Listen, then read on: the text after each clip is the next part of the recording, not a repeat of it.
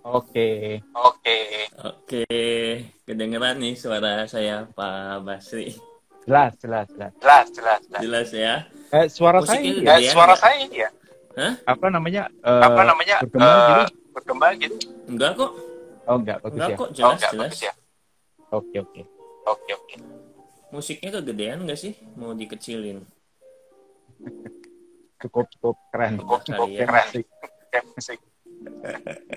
Kan biar kita nyantai, Pak. Oke. Nah, jadi ini baru pertama kali ya Pak kita live di IG, belum pernah nih. Kita Iya, biasanya ngobrolnya bukan di IG ya Pak. di Jadi rencana sih baru udah hari berapa ini. kali ya. Iya ya. Ini baru sekali nih di IG ini ngobrol sama Pak Basri. Ini kayaknya agak-agak sedikit beda, tapi kayaknya agak-agak sedikit suasananya bisa lebih nyantai kayaknya kalau di IG ya. Iya, betul, betul. Jadi kita tuh sesuai yang kita udah bikin itu ya, sebar-sebar flyer ya. Ada satu topik yang menarik nih ya sebenarnya hari ini ya Pak Basri ya. Iya, iya, iya. Dan Kalau ini kayaknya lagi banyak yang ngomongin ya. nah, iya ya. Suaranya agak-agak putus-putus dikit sih, tapi ini punya punya aku atau punya Pak Basri ya? Aku udah oke sih. Ya, Aku jelas, jelas tapi ya Pak ya? jelas, jelas. Jelas. Ha-ha. Nah, aku tuh sempat ini nih Pak Basri ini buat teman-teman, aku nyebutnya teman-teman aja lah ya.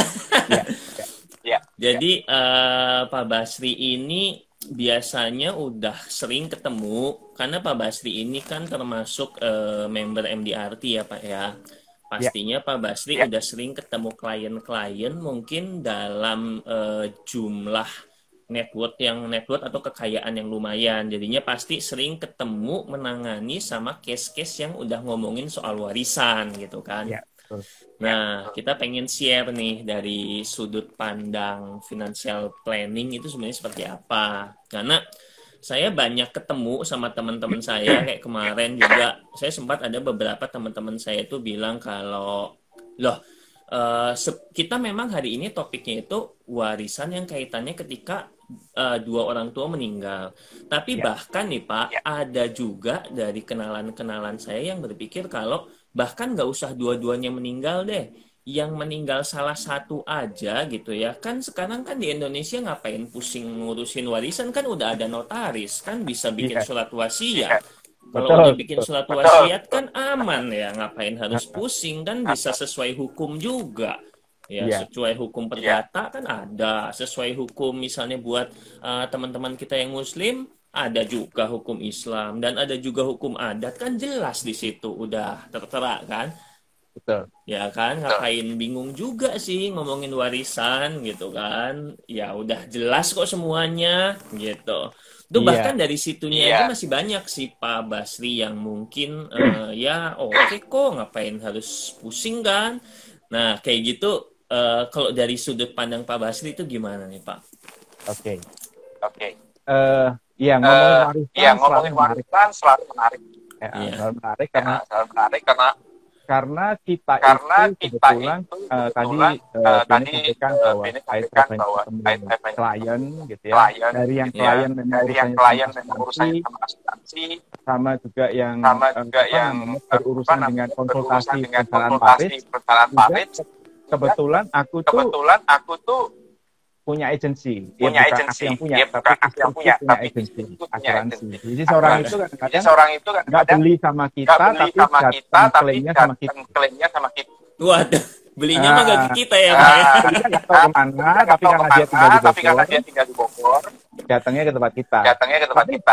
Tapi itu jadi menarik karena banyak case-case yang kita nggak pernah duga, dan itu jadi pelajaran buat kita. Gitu. Nah, Nah, menjadi menarik itu karena gini. Betul tadi Beni sampaikan bahwa hukumnya jelas, gitu ya. Tetapi ternyata pemahaman terhadap hukum yang jelas itu masih rendah, gitu ya. Kalau kita bicara tuh literasinya itu Iya. makin rendah, gitu ya. Tadi mengenai surat wasiat, betul. Kalau tinggal di Singapura, Nah, itu mungkin itu tuh yang ngebedain ya. surat wasiat bisa ketik kuat, gitu ya. Tapi kalau di Indonesia, kita itu menganut asas atau model hukum civil law, Civil law, iya. betul. Semua berdasarkan undang-undang. Civil law itu tadi undang-undang data. Ya kan? Jadi kalau banyak betul orang yang salah paham bahwa dengan menyiapkan wasiat itu akan menyelesaikan semua, itu betul, tetapi dalam prakteknya itu keliru. Nah, nih Pak, ini kayaknya suaranya Pak Basri kayaknya agak-agak menggema katanya Pak. Di tempat aku menggema. Bener ya? Coba nih agak-agak. Apa sinyal? Bogor hujan. Waduh Bu, Bogor hujan ya Bu ya. Oke. Semoga nanti aman deh. Menggema ya? Kayaknya agak-agak kali ya. Atau mic-nya bisa dideketin ke tes. Nah, itu kalau dideketin jelas tuh, Pak. Oke, kalau deketin jelas ya. Atau mungkin saya kecilin kali ya. Oke. Dideketin jelas tuh. Oh, udah dipegang ya, Pak ya.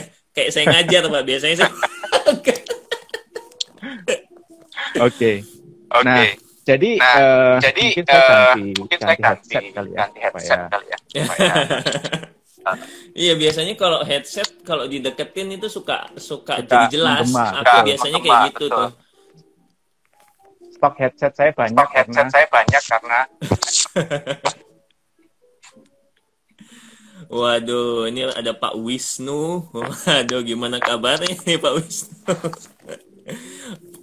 Oke. Ke genteng katanya Pak. Nah, coba ini masih bergema ya? Nah, ini udah kayaknya ini mending nih. Ini agak mending, tapi kayaknya sih di tempat saya bergema gitu. Oh, kalau bisa jangan terlalu dekat sama kumis, wah. Atau saya lag dulu di invite pulang. Boleh nggak begitu? Boleh nggak begitu? Udah oke ya, udah oke. Udah oke kok. Oke. Iya, jadi balik lagi gitu bahwa sebenarnya kalau menganut asas civil law, wasiat dan hibah itu tunduk kepada aturan hukum waris. Jadi ada civil law, jadi ada aturan dan batasan yang membuat wasiat itu tidak bisa sakti gitu loh. Ini masih bergema katanya. Ya? Saya sebenarnya udah nggak bergema sih di saya sebenarnya. Soalnya memang di tempat saya suaranya muncul dua kali gitu. Oh gitu. Kok di saya kok kenceng loh. Oke. Atau saya dulu minta di-invite ulang. Masih. Add lagi ya. Nanti aku invite lagi ya. Oke. Mohon maaf ya Bapak Ibu ya. Ini ada gangguan teknis biasa. Ya, nanti saya add lagi ya Pak ya. Oke. Bentar ya. Kita add dulu. Di saya sih sebenarnya aman, tapi semoga nanti ini aman lagi lah. Kalau nggak aman, nah coba ya kita add lagi Pak Basri. Kita tunggu Pak Basrinya datang. Ini ada berapa orang yang hadir? Saya kayak lagi ngajar. Tes. Oke. Nah, ini masih dua kali muncul suaranya. Ya udahlah, Pak. Tapi nggak apa-apa lah kita. Anggap kita di gunung lah ya. Suaranya bergema. Oke, tadi sampai mana nih Pak? Kita sampai oh iya, di civil ada banyak yang orang masih belum paham apa itu civil law dan common law kali Pak ya. Itu mungkin ya. Ya, jadi itu sebenarnya sistem hukum. Jadi kalau kita di Indonesia dan umumnya yang jajahan Belanda itu pakainya civil law. Jadi dia itu berbasisnya undang-undang. Jadi pengambilan keputusan berbasis undang-undang. Jadi kalau rata-rata negara yang jajahan Inggris, Commonwealth, itu ya pakainya common law. Common law itu lebih mementingkan jurisprudensi. Nah, jadi itu kalau itu mementingkan jurisprudensi. Ya, jadi dia undang-undang nomor 2. Betul, jurisprudensi sendiri ini harus kayaknya buat beberapa masih bingung ya. Ya, nanti kita kuliah hukum lah. Tapi intinya di Indonesia civil law kita basisnya undang-undang. Kita ada aturan undang-undang. Gitu. Nah, lalu apa dampaknya nih Pak kalau misalnya di Indonesia itu menganutnya itu civil law nih? Apa dampaknya sama surat wasiat tadi? Kan banyak yang bilang surat wasiat udah aman kok, sudah ada surat wasiat gitu kan. Jadi dampaknya sebenarnya begini. Kalau kita bicara pelaksanaan hukum warisnya itu sifatnya udah rigid.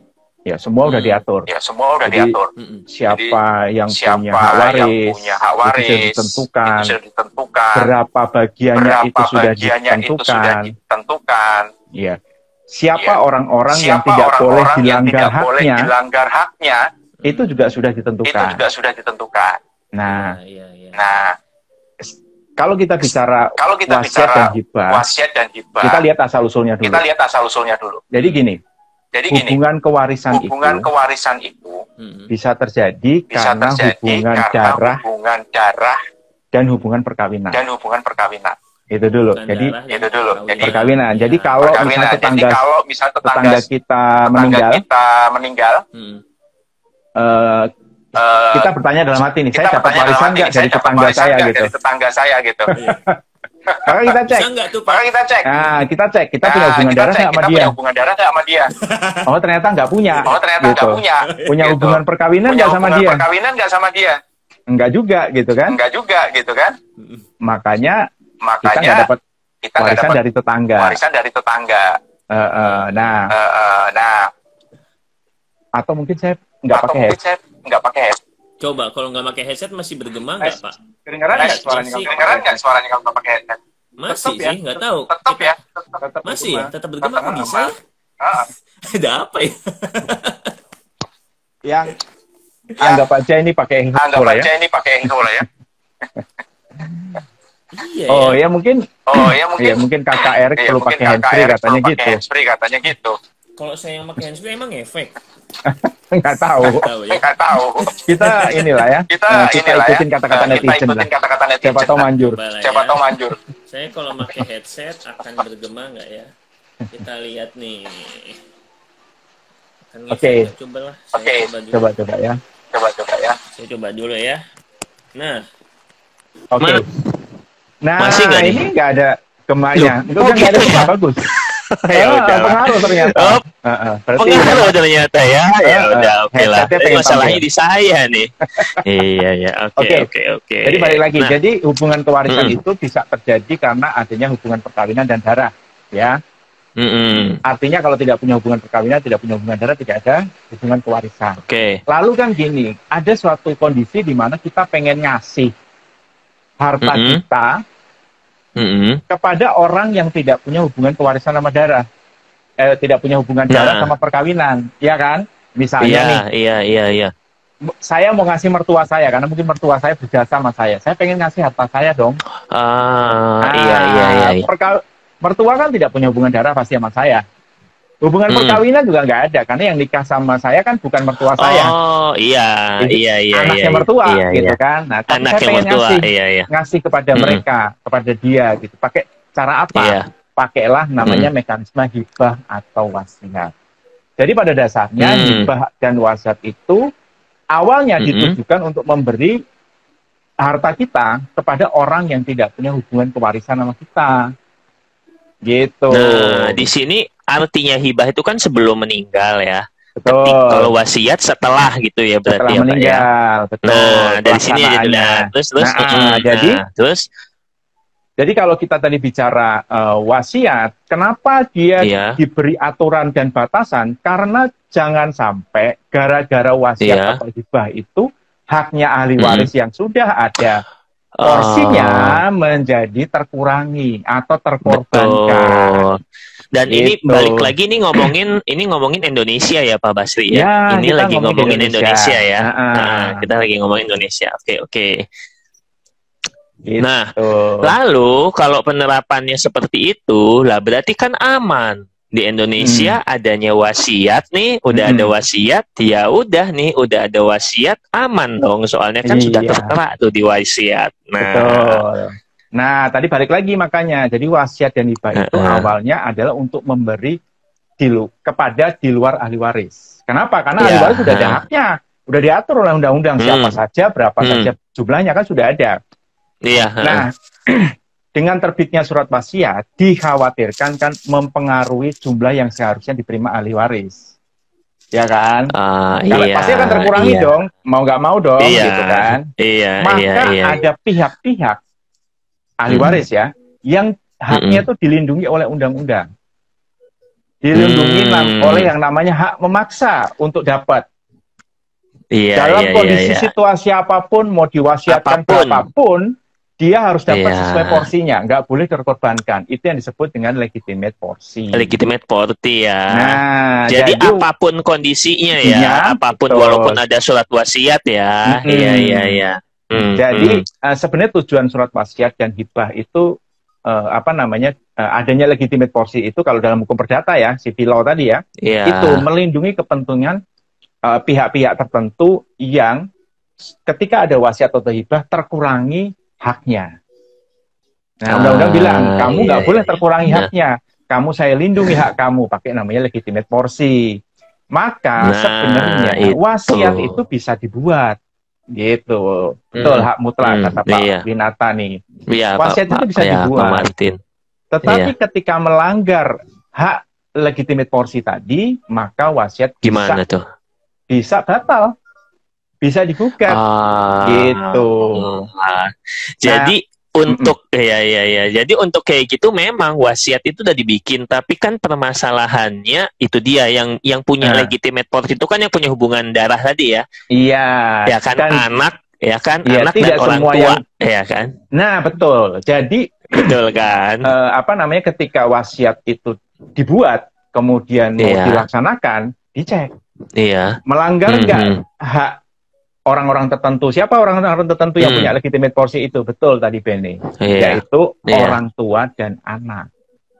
Jadi misalnya nih kan ada orang yang udahlah saya cinta banget sama istri saya.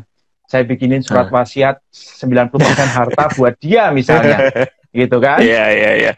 Istri kan ceritanya dibikinin surat wasiat ceritanya ya.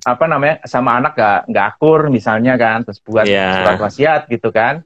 Nah, itu surat wasiatnya bisa dibikin, tetapi kalau nanti dilaksanakan dan anaknya tahu perihal legitimate porsi yang dia milikin, itu batal.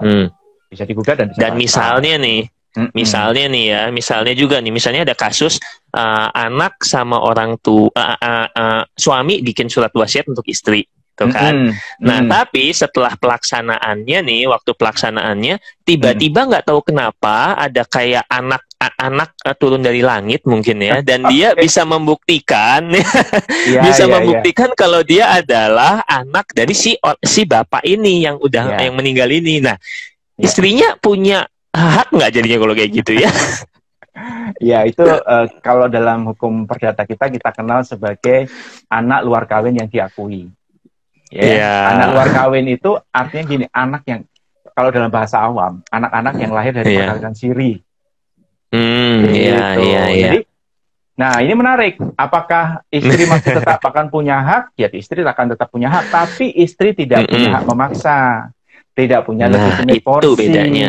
Gitu. Istri itu nggak punya ya Pak ya? Betul. Anak istri nggak punya ya? Istri nggak punya. Nah ini yang mungkin perlu diamankan. Ini yang istri wajib tahu. Iya. Ini nih, istri wajib tahu ya. Iya, jadi anak yang datang dari langit tadi punya beberapa hak istimewa. Ya diakui tadi ya, anak luar kawin diakui ya. Pertama hak istimewa dia adalah dia itu punya bagian. Ya, bagian dia punya bagian. Kalau bicara hak waris, dia punya bagian sepertiga dari kalau dia jadi anak sah, gitu ya. Jadi kalau anak sah terima 100, dia terima sepertiganya 100 gitu. Hak yang istimewa yang kedua adalah hak dia harus kasih duluan sebelum yang sah menerima. Jadi bayangin, Bene tiba-tiba nih nggak kenal dari mana, tiba-tiba ini ada anak bawa surat dari pengadilan bahwa dia adalah anak luar kawin yang diakui, gitu ya. Ya, ternyata bapaknya suka buang isi botol kemana-mana gitu kan, kalau dalam bahasa saya buang isi botol ya kemana-mana, botolnya sih botol pulang tumpah. gitu ya. Iya, botolnya sih pulang gitu ya. Gitu. Nah, dia bawa surat penetapan dari pengadilan bahwa dia adalah anak luar kawin yang diakui, dia haknya harus dikasih duluan. Gitu. Terus yang ketiga, yang menarik lagi adalah dia juga punya legitimate porsi. Gitu. Si anak ini, anak luar kawin yang diakui ini nih. Sedangkan istri sah yang dicintainya sampai kapanpun nggak punya legitimate porsi. Itu yang banyak terjadi hal seperti itu, ya kan? Karena ini biasanya terjadi kepada istri-istri yang suaminya mapan, tetapi dia tidak memiliki cukup kemampuan ekonomi. Maksudnya bukan tidak kaya, gitu. Kemampuan ekonomi itu maksudnya dia tidak bekerja, dia tidak berbisnis, gitu ya. Artinya tergantung 100% kepada suami, gitu ya. Ya akhirnya tadi punya semboyan tadi, nggak apa-apalah, yang penting botolnya pulang. Isinya tumpah kemana-mana nggak ada masalah. Nah, gitu. Nah, itu yang dan ini kalau kita iya, betul. Dan ini jadinya ini yang membuat kalau misalnya udah punya surat wasiat buat istri yang dicintai ini menjadi tidak aman istrinya, walaupun udah ada loh, udah tertera loh di surat wasiatnya, udah ada notaris istilahnya. Udah di hadapan notaris, sudah resmi nih surat wasiatnya. Tapi karena si istri itu tidak ada legitimate property atau tidak ada dalam kutip hak memaksa, ya udah gitu ya. Jadi nggak bisa gimana-gimana juga gitu. Nggak bisa. Nah, nggak sakti. Iya. Ya, itu bedanya di Indonesia dan di Indonesia yang sebagai civil law sama negara-negara lain yang common law. Itu tuh yang ini yang membedakan ya. Dikiranya Indonesia sama kali sama negara lain. Kagak ya, Pak ya. Beda. Kita undang-undang soalnya, ikut undang-undang KUH Perdata. Nah, gitu. Nah, itu satu hal nih. Nah, tapi ini ketika topik ini udah oke, mungkin kita akan masuk ke topik mainnya nih yang hari ini nih. Karena kan hari ini tuh kita bicara soal lah gimana kalau case-nya adalah orang tuanya dua-duanya meninggal dunia. Apa yang terjadi kalau kayak gitu sama hak warisnya? Ya, kalau misalnya bikin surat wasiat gimana? Atau gimana kalau misalnya nggak ada surat wasiat juga? Ini ngomongin di Indonesia ya, Pak ya? Iya. Topik ini nanti akan nyerempet 3 hal, Bene. Pertama dari sisi pembagian warisnya, karena nanti akan ada ahli waris yang akan kehilangan hak gara-gara kejadian ini. Ini yang pertama. Terus yang kedua nanti akan berkaitan dengan bagaimana halnya kalau mereka punya polis asuransi, ya kan? Di mana hubungannya bukan pewaris ahli waris, tetapi hubungannya adalah tertanggung penerima manfaat. Nah, itu ternyata aturannya nanti berbeda juga, aturan pencairan beda ya, Pak ya? Beda. Terus yang ketiga, nanti kita akan berbicara bagaimana kalau misalnya ini suami istri ninggalin anak masih kecil. Kita akan berbicara perwalian. Ini isu perwalian. Nah, jadi kita akan bicara panjang di 3 hal ini, tapi kita akan berusaha untuk sampaikan inilah ya, secara brief lah ya. Gitu. Nah, berarti kita akan mulai dari mana nih, Pak? Kita akan mulai, sebenarnya saya juga yakin banyak juga yang masih belum tahu trik untuk meninggalkan warisan itu dengan UP sebenarnya kan, dengan adanya kondisi pewarisan di Indonesia yang civil law tadi, yang surat wasiat jadi nggak punya gigi tadi tuh, Pak. Iya. Nah, jadi sebelum masuk ke meninggal bersamaan, jadi mungkin yang perlu teman-teman ketahui adalah ada perbedaan antara harta waris dengan manfaat uang pertanggungan asuransi. Kan banyak yang suka bertanya, Pak, kalau misalnya saya bikin UP, misalnya saya suami bikin UP untuk istrinya penerima manfaat. Begitu misalnya saya terkena risiko meninggal dunia, istri saya terima UP, UP-nya harus dibagi kepada yang lain nggak? Gitu kan? Jawabannya sebenarnya tidak harus. Tidak harus ya. Tidak harus. Kenapa? Tidak harus, karena mau dibagi ya terserah, boleh-boleh aja. Kalau ikhlas gitu ya. Iya. Jadi ada 5 perbedaan antara manfaat UP dengan polis asuransi jiwa, gitu ya. Pertama UP dengan polis asuransi jiwa. Harta waris ya. Harta waris dengan sorry. Kok dengan sorry. Harta waris itu dengan dia. manfaat UP. Ini agak Harta waris kayaknya. dengan UP. Nah, ya, ada terus perbedaan. Pertama dari sisi landasannya. Jadi kalau harta waris, cara pembagiannya ikut hukum waris. Itu rigid. Kalau yang Muslim itu ikut hukum waris Islam itu ada di Al-Quran. Kalau yang tidak mengikuti hukum Islam, memakai hukum perdata, itu ada di buku 2 hukum perdata. Ya kan? Sedangkan kalau kita bicara polis, dia tunduk kepada aturan atau hukum perikatan atau hukum perjanjian. Nah, itu udah beda tuh. Hukum perjanjian. Hukum perjanjian. Jadi ya, kalau hukum perjanjian.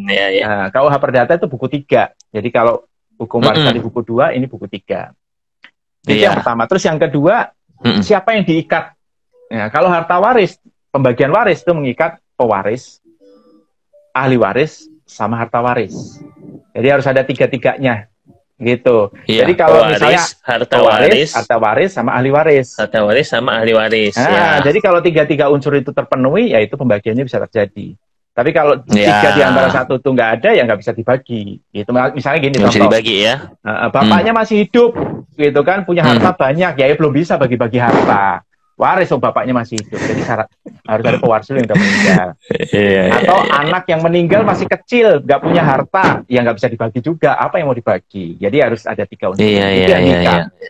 Sedangkan kalau di dalam perjanjian polis itu yang diikat itu tertanggung dan penanggung. Tertanggung dan penanggung. Jadi ini udah lepas dari hukum-hukuman tadi ya, civil law dan segala macamnya itu enggak ya, nggak ada hubungan ya. Betul, dengan kondisi si tertanggung harus meninggal dulu, baru manfaat UP-nya cair kan gitu. Iya. Tuh. Terus yang ketiga ada, kalau kita bicara ahli waris itu ada penggolongan, ya kan? Kalau di dalam perdata ada 4 golongan, kalau Islam tuh 6. Nah, ada penggolongan. Iya. Sedangkan kalau di dalam penerima manfaat itu nggak ada penggolongan. Gitu. Misalnya saya sayang banget sama istri saya mau kasih 100% buat istri saya manfaatnya. Boleh nggak? Bisa. Boleh. Ya? Bisa. Karena nggak ada penggolongan. Nggak ada penggolongan. Karena nggak ada penggolongan. Gitu. Gitu. Nah, terus itu yang ketiga ya. Keempat. Iya. Waris tadi, hubungan kewarisan terjadinya karena hubungan perkawinan, hubungan darah. Ini balik lagi ke awal tadi. Nah, ya kan? Sedangkan kalau kita bicara UP, hubungannya bukan hubungan perkawinan dan darah loh. Hubungannya, tetapi hubungan insurable interest. Insurable interest ya, jatuhnya ya. Hubungan dampak finansial. Ya.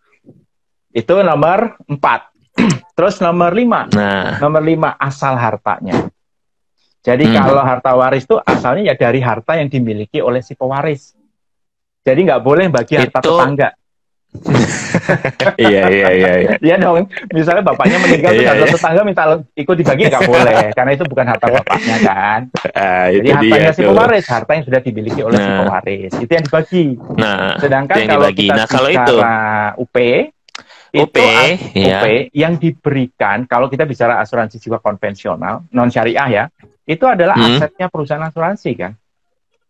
Jadi kita sudah membayar sejumlah uang sebagai bentuknya premi kepada perusahaan asuransi, dan perusahaan asuransi akuisisi premi itu dimasukkan di dalam laporan kekayaan dia sebagai aset, yang nanti kalau si tertanggung ini meninggal, aset itu diambil buat bayar.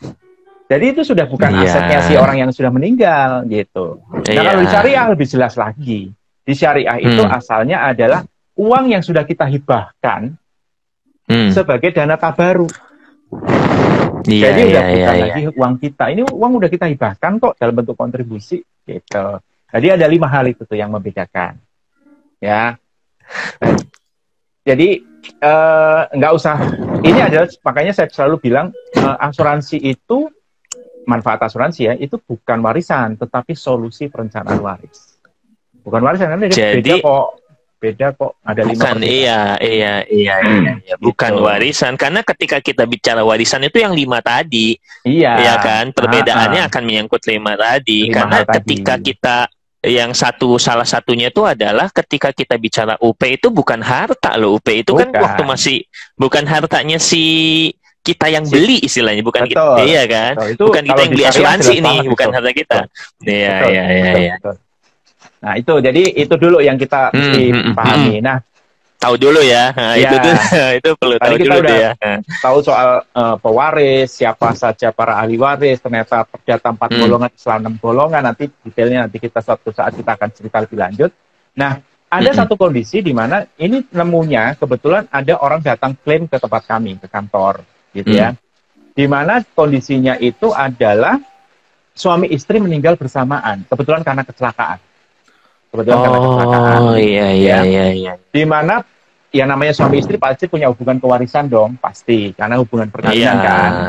Dan mereka datang ke tempat kita karena mereka juga punya polis asuransi di mana mereka punya hubungan tertanggung penerima manfaat. Gitu. Iya, ada hubungan tertanggung penerima manfaat ya. Betul. Ternyata setelah proses klaim kita baru belajar bahwa cara pembagian harta warisnya dan cara penyampaian atau pembayaran klaimnya itu berbeda antara kasus normal dengan kasus meninggal barengan. Jadi kalau meninggal barengan itu kalau saya ada istilahnya namanya simultaneous death. Jadi meninggalnya secara simultan, gitu ya. Dan itu nggak cuma terjadi suami istri, bisa juga misalnya ayah sama anak, ibu dengan anak, gitu. Itu bisa terjadi seperti itu. Dan ternyata setelah saya coba riset gitu ya, karena kebetulan saya nulis buku Bene berkaitan khusus mengenai apa kasus nih bukunya ini, apa nih? Saya ini ya promosi ya Bene ya. Ini bukunya judulnya Sehidup Semati. Ya, bukunya judulnya Sehidup Semati. Ternyata kejadian simultaneous death ini banyak. Dan nggak cuma kalau kecelakaan, ternyata di musim COVID ini banyak juga yang banyak kayak gitu ya. Death. Betul. Jadi misalnya isoman berdua di kamar, suami istri ya. Boleh dong isoman berdua di kamar, meninggal, besok malamnya masih mungkin belum meninggal, tapi besok paginya ternyata meninggal, dua-duanya. Dan kita nggak tahu mana yang duluan, antara suami atau istri yang meninggal duluan. Pokoknya begitu udah ditengok, dua-duanya udah meninggal, dan itu banyak. Jadi bahkan cerita ini setelah saya riset itu berkaitan dengan zaman Rasulullah. Jadi kalau kita sedikit flashback ke ini agak sedikit syariah, itu zaman Rasulullah ada namanya wabah taun namanya. Wabah taun itu kayak diare pada zaman dulu. Itu juga mengakibatkan banyak simultaneous death. Nah, kalau kita bicara pembagian waris biasa, ya kalau misalnya bapak meninggal, misalnya kalau kita bicara perdata nih, suami meninggal maka istri dan anak-anak dapat. Ya kan udah selesai gitu aja kan. Iya. Tetapi ketika simultaneous death ternyata nggak begitu. Jadi kita tinjau dari sisi hukum Islam dulu. Hukum Islam kan jelas ya, pembagian waris sudah rigid gitu ya, ada di Quran. Kita nggak boleh mengatik ya. Tetapi pada saat terjadi simultaneous death, karena ini special case, itu ada 2 mazhab. Islam sendiri menganut ada 2 mazhab. Ya terserah, kita mau ikut mazhab yang mana. Tapi prinsip pembagiannya sama, tetapi teknisnya berbeda. Berbeda. Jadi ada satu pendapat yang bilang bahwa orang yang meninggal bareng itu tetap saling mewarisi. Tetap saling mewarisi. Artinya saling mewarisi itu apa tuh? Saling mewarisi itu, jadi gini, dianggap mereka itu pada saat bagian warisnya, dianggap dua-duanya itu masih hidup. Jadi masih saling memberi bagian, masih saling menerima bagian. Gitu. Jadi dianggap dua-dua orang itu masih ada gitu. Nah itu di buku itu saya bahas secara khusus, ada contoh kasusnya. Dan di situ ada cara pembagiannya adalah kita pakai namanya hitung fiktif dulu, baru hitung nyata. Nah, itu teknisnya lah ya, gitu ya. Nah, ada pendapat seperti itu. Tetapi ada juga pendapat yang bilang bahwa mereka tidak saling mewarisi. Gitu. Secara hukum Islam mereka tidak saling mewarisi. 2 pendapat itu betul, 2 pendapat itu silahkan mau dianut yang mana, gitu ya. Yang mana? Karena dua-duanya di kalau dalam ini berkaitan dengan dalil, ini dirawikan oleh perawi-perawi hadis yang sahih gitu. Jadi tinggal kita mau ikut yang mana, gitu ya. Itu baru bicara hukum Islam. Dan itu pembagian warisnya yang tadi hitung fiktif, hitung nyata itu agak sedikit jelimet juga gitu. Tapi ya itu faktanya gitu. Ternyata istilahnya udah ada aturan pastinya lah ya. Di situ tuh udah ada aturannya ya. Nah, itu hukum Islam. Bagaimana halnya dengan hukum perdata? Kalau hukum perdata itu secara jelas dinyatakan bahwa orang yang meninggal bersamaan itu dinyatakan tidak saling mewarisi. gitu. Kalau hukum perdata. Perdata itu disebut di dalam pasal 831 KUH Perdata. Ya, nanti kita akan bahas konsekuensinya. Apa konsekuensi ketika tidak saling mewarisi? Jadi misalnya nih ada ayah sama anak meninggal bersamaan. Nanti saya akan kasih contoh itu. Itu tidak saling mewarisi. Gitu. Lalu bagaimana halnya dengan wasiat? Sama juga. Ternyata jadi pasal 894 KUH Perdata dibilang bahwa kalau bapak sempat bikin surat wasiat yang penerimanya nanti anaknya, dan ternyata mereka meninggal bareng, itu ternyata mereka tidak bisa saling memiliki hubungan wasiat lagi. Jadi ibaratnya wasiatnya batal. Maksudnya gimana Pak? Ketika dia udah bapak bikin surat wasiat bahwa saya mau kasih anak saya apa misalnya gitu kan, boleh kan? Iya, boleh. Lalu ternyata mereka meninggal barengan nih.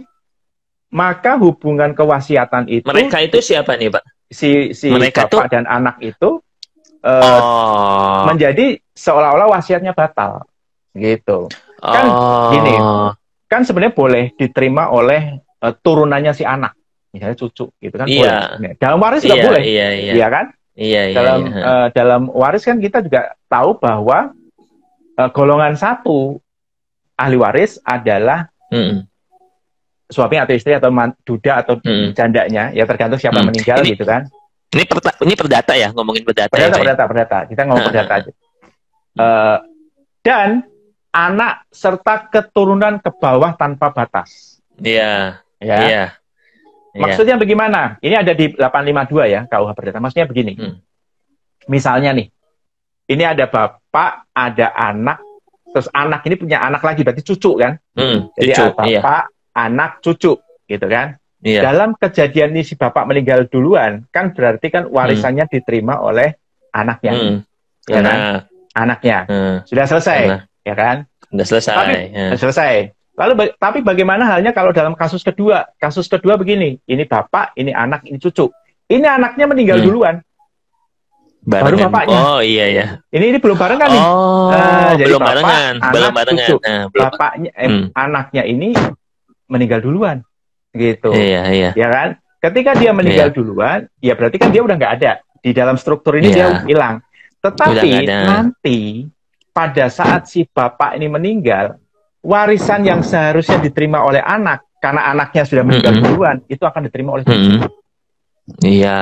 Nah, karena itu akan seperti itu ya. Iya, karena di 852 kan bilangnya anak dan keturunannya ke bawah tanpa batas, ya kan? Iya. Tetapi pada kejadian meninggal bersamaan, anak dan bapak meninggal bersama, misalnya kecelakaan gitu ya, naik mobil bareng, gitu, meninggal bareng, kita nggak tahu mana yang meninggal duluan. Itu udah berbeda lagi. Yang terjadi adalah ketika meninggal barengan, karena hukum perdata tadi bilang ya, bahwa orang yang meninggal barengan itu tidak punya kehilangan hubungan kewarisan. Ya, maka tadi harta bapak ini tidak bisa turun ke cucu. Kalau tadi kan bisa turun ke cucu. Karena hilangnya hubungan kewarisan tadi. Karena hilangnya hubungan kewarisan. Artinya apa? Di dalam kejadian simultaneous death, menurut pasal 831 tadi, itu cucu kehilangan haknya. Cucu dan ke bawah gitu. Jadi hilang udah haknya. Ada pihak yang kehilangan haknya. Termasuk surat wasiat pun gitu ya. Termasuk surat wasiat. Nah, ini tuh jadi bisa ada kayak gini nih Pak Basri. Kalau misalnya tadi itu kan contohnya adalah misalnya anggaplah dari surat wasiat atau dari anggaplah ceritanya pengen aman bikin surat wasiat kan ceritanya kan. Nah, bikin surat wasiat itu ditulisnya itu adalah akan diwariskan untuk anak dan istri. Nah, ternyata yang meninggalnya adalah bapak dan anak. Istrinya jadi nggak dapat dong.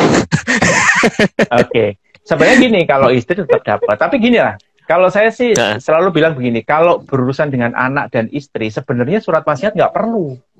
Ngapain bikin surat wasiat penerimanya anak sama istri? Karena apa? Anak sama istri itu hanya udah dijamin kok sama undang-undang kok. Gitu. Ngapain harus dibikin wasiat lagi gitu? Justru itu nanti sumber sengketa. Begitu salah, legitimate porsi anak terlanggar, malah jadi gugatan. Ngapain gitu? Jadi itu cukup perdata malah aja. Jadi gugatan. Betul. Iya. Itu kira-kira. Nah, ini yang akan menjadi masalah tuh misalnya kayak gini nih. Kan tadi ketika meninggal bersamaan itu kan haknya kan menjadi hilang. Nah, termasuk anggaplah termasuk tadi nggak perlu bikin surat wasiat karena udah dijamin tadi kan sama hukum. Tapi yang meninggalnya itu adalah bersamaan. Jadi bapak sama anak. Lah kan kalau sesuai hukum yang terjadinya itu normal, istri tetap dapat. Oke. Ya kan? Istrinya tapi kalau meninggalnya istrinya si anak dapatnya dari si anak yang meninggal, istrinya bapak atau si ibu ya dapatnya dari suaminya, gitu. Jadi dari suaminya. Kalau jadi anak yang meninggal bukan ini barengan. Iya. Meninggalnya barengan juga sama begitu. Meninggal barengan. Yang kehilangan haknya adalah turunannya si anak ini, si cucu. Oh, jadi ini isunya itu yang jadi masalah adalah si cucunya ya. Si cucu akhirnya kehilangan hak, gitu. Si istrinya kehilangan hak nggak, Pak? Istri enggak. Kalau istrinya masih hidup ya dia tetap punya hak gitu. Cuman kan masalahnya gini loh. Kita kan hukum kan, saya pikir hukum waris ya diatur sedemikian rupa supaya adil gitu ya. Artinya kalau bapak meninggal kan anaknya dapat. Kalau anaknya yang seharusnya dapat ternyata sudah duluan, berarti diterimakan ke cucu. Iya kan, itu kan fair gitu kan. Tapi dalam kejadian simultaneusnya ternyata nggak bisa begitu, gitu. Jadi si cucu jadi kehilangan haknya. Gitu. Kalau kondisinya udah kayak gitu, berarti gimana dong solusinya? Ke siapa dong jadi yang dapatnya? Si cucunya gimana dong kalau kayak gitu? Ya, cucu dapat cuma dari bapaknya kan, dari si anak ya. Kan bapak anak cucu kan, berarti ya cuma dapat dari si bapaknya aja. Jadi dari kakeknya dia nggak dapat, gitu ya. Gitu. Jadi sebenarnya isunya meninggal bersamaan itu adalah ada pihak yang kehilangan hak waris, gitu. Nah, isunya berkembang ketika ternyata mereka punya polis. Nah, ini gimana nih ketika punya polis? Ini kan banyak teman-teman kita yang yang pelaku industri asuransi kan. Nanti mesti tahu nih ngurus klaimnya gitu kan, supaya gimana nih Pak? Supaya cepat. Karena begini, banyak teman-teman yang mungkin nggak aware bahwa polis itu, aturan klaim di dalam polis itu mencaratkan. Ya, ini beda-beda perusahaan ya, beda aturan perusahaan. Masing-masing perusahaan punya aturan beda-beda. Tapi rata-rata nih, rata-rata itu mencaratkan adalah klaim itu 90 hari sejak kejadian tertanggung meninggal. Itu tercantum diterimanya. Iya, dokumen diterimanya. Nah, dokumen klaim itu harus diterima 90 hari sejak kejadian tertanggung meninggal. Dokumen klaimnya. Artinya apa? Kan gini, kalau dalam kejadian normal itu bisa cepat karena semua dokumennya sudah ada. Dokumen klaim itu kan sebenarnya semua sudah ada, kecuali surat kematian. Iya kan? Itu aja itu yang membedakan membedakan kita dengan harta waris. Kalau harta waris itu ada satu dokumen yang nambah lagi. Namanya surat keterangan hak waris. Itu yang saya sering. Itu yang sering kita bilang bahwa banyak orang tersesat di dalam pencarian, betul. Karena beda golongan, beda cara pengurusan. Ya kan? Pribumi, Tionghoa sama Timur Asing lain itu beda tempat cara ngurus gitu. Nah, itu yang banyak orang tersesat. Ya kan? Jadi nah di dalam kasus meninggal bersamaan, terutama kalau suami istri menyangkut plus anak yang masih di bawah umur, ada tambahan dokumen lagi. Itu namanya kewalian, betul. Itu yang ngurus lagi tuh. Nah, ngurusnya ke balai harta peninggalan itu agak sedikit complicated. Ya butuh waktu lah, gitu ya. Jadi mesti tahu nih teman-teman yang berkecimpung di industri, gitu, jadi supaya bisa bantu klaim nasabahnya. Nah, berkaitan dengan klaim polis asuransi ini, simultaneous death, misalnya suami istri. Apa yang terjadi? Kita harus tahu kita itu polis kita penganut model yang mana. Nah, ternyata di Indonesia itu ada dua model. Nah, dua model. Tergantung perusahaan asuransinya ternyata ikut aluran. Saya bilang di dalam buku aluran X dan aliran Y lah ya, karena tanpa saya mau nyebut perusahaan. Gitu ya, teman-teman bisa cek polis masing-masing. Jadi begini, dalam kejadian simultaneous death, ada perusahaan yang menerapkan aturan begini. Bila tertanggung meninggal, maka manfaat akan diterima oleh penerima manfaat yang ditunjukkan beneficiary, ya kan? Beneficiary. Oke. Tetapi bila beneficiary berhalangan tuh karena sebab apapun, termasuk meninggal bareng tadi, dalam aturan polis itu disebutnya simultaneous death, meninggal bareng, maka asuransi X, ya pengikut aluran X, bilang bahwa manfaat akan dibayarkan kepada ahli waris penerima manfaat. Loh, jadi ahli waris dong, bukan? Nah, itu makanya saya selalu bilang beda antara ahli waris dengan penerima manfaat. Ketika simultaneous death itu baru ketemu tuh, baru ketemu. Nah, itu asuransi X tuh bilang begitu. Ketika tertanggung dan penerima manfaat meninggal barengan, manfaat diterima oleh ahli waris penerima manfaat.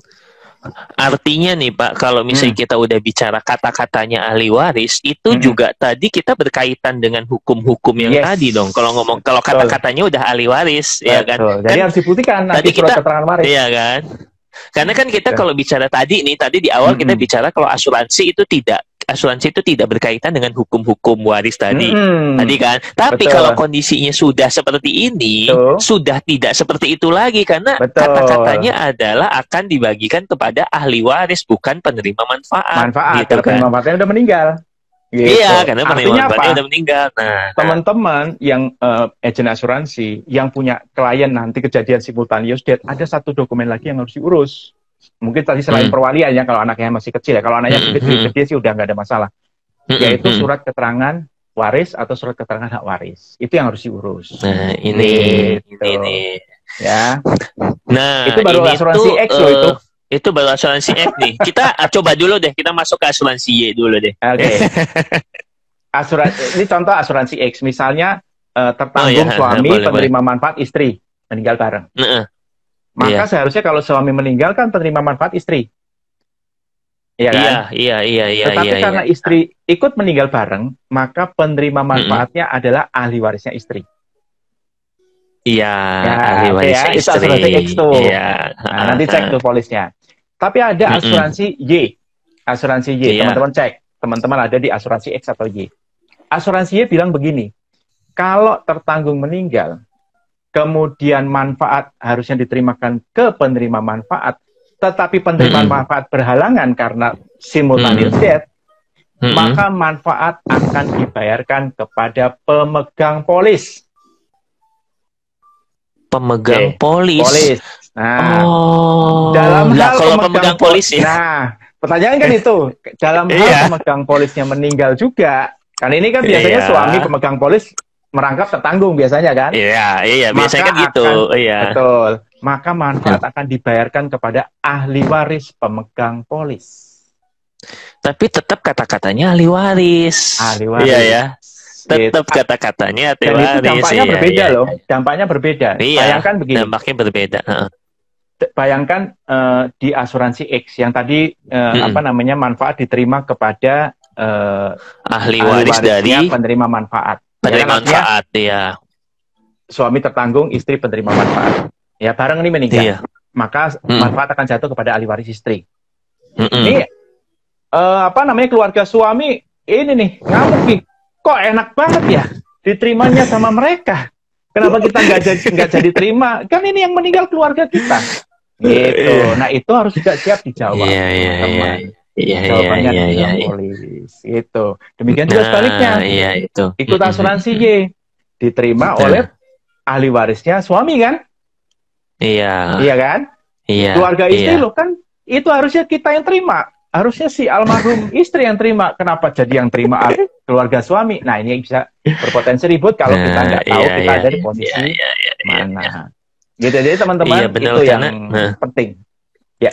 Ini yang perlu, jadi ini tuh kita perlu cek ulang istilahnya ya. Kita tuh isinya itu yang dibeli itu apa gitu. Walaupun oke lah, anggap memang itu menjadi ahli waris. Tapi oke lah, tapi kita perlu cek dulu ini siapa nih? Ini ahli warisnya siapa nih? Gitu kan? Ahli waris dari pihak mana nih? Supaya nanti di kemudian hari nggak jadi bermasalah, ya kan? Ya. Jadi karena memang kita juga perlu mungkin buat yang bukan agen asuransi ya, mungkin yang buat nasabah juga perlu tahu bahwa memiliki satu polis itu ternyata tidak cukup. Jadi kalau kita bicara UP perlu dari X dan Y ternyata. Jadi supaya nanti misalnya kan kita nggak pernah tahu siapa yang bisa menduga pandemi itu ternyata juga menimbulkan banyak simultaneous death. Siapa Iya. tahu ini kejadian, jangan sampai keluarga istri sama keluarga suami berantem. Gara-gara lo Cuman kan gara-gara siapa yang kayak gini terima? ya. Ternyata aturan polisnya memang berbeda. Jadi, gitu. Kita bicara kayak gini mungkin buat teman-teman juga yang memang udah di asuransi, udah berkecimpung di asuransi, yang memang sih dengan tidak adanya simultaneous death ini, si asuransi ini menjadi pamungkas untuk memberikan itu ya, menjadi solusi pamungkas perencanaan kalau waris tidak lah. ada. Iya kan, Iya, solusi betul. perencanaan waris lah. Kalau tidak ada kejadian meninggal bersamaan. Ya kan? Betul, Tapi betul. dengan adanya kondisi meninggal bersamaan, kita perlu aware nih. Iya. Iya kan? Kita perlu aware karena ada hal ini nih, ada hal ini yang kita perlu waspadai. Jadi kita juga ketika kita bikin solusi gitu ya, solusi perencanaan waris dengan polis asuransi, kita juga bisa mendesainnya bisa lebih presisi lagi gitu kan. Betul. Kalau misalnya kita ngelihat ada kayak gini. Itu salah Gitu. satu pekerjaan yang harus dilakukan ketika kita melakukan review polis. Jadi review polis itu ternyata tidak menghitung jumlah UP-nya saja, tetapi potensi UP diterima oleh siapa itu juga harus dicermati. Itu bagian dari review polisnya. Gitu.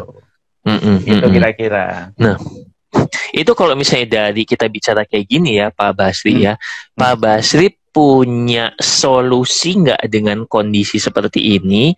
Enaknya kalau kayak gitu bikin polisnya kayak bikin solusi perencanaan warisnya tuh kayak gimana nih kalau misalnya kondisinya itu untuk menghindari ini untuk menghindari kejadian yang seperti ini karena kan ya. Saya pikir kalau kita bicara sebenarnya kalau kan tadi saya selalu tidak sepakat menyebut manfaat UP itu sebagai warisan ya. Kenapa? Karena berbeda tadi, ada 5 perbedaan tadi. Manfaat UP adalah solusi perencanaan waris ya, untuk pembiayaan ya kan, untuk misalnya ya kalau yang tadi pengen, saya cinta banget sama istri, saya pengen nambahin bagian istri saya misalnya, bisa lewat itu. Terus yang perlu diketahui juga menurut hukum perdata, itu ngasih hibah kepada istri kan nggak boleh, nggak bisa. Iya, nggak bisa. Nggak bisa Kan? Hibah ke istri itu nggak bisa. Nggak bisa, perdata, kan? gitu. Jadi kalau misalnya nih ngasih hibah ke istri rumah gitu ya, seneng dong. Bisa, kan? Langsung atas nama istri nggak bisa, tetap nanti harus dibagi waris kan. Punya UP itu sebagai bagian untuk membantu istri untuk proses balik nama waris nanti. Gitu. Karena itu tetap harus balik nama waris, ya kan? Harus turun waris, mungkin APHB dan sebagainya. Nah, itu sebenarnya fungsi utamanya. Nah, kalau kita berbicara dalam kasus simultaneous death, apa yang perlu dilakukan? Menurut saya adalah kita mesti tahu polis-polis yang kita miliki ini ada di X atau di Y. Gitu. Kalau itu bisa pertama seimbang. Ya. Nah, kalau bisa seimbang. Jadi itu pertama ya. Betul, supaya tidak terjadi konflik antara keluarga suami sama keluarga istri.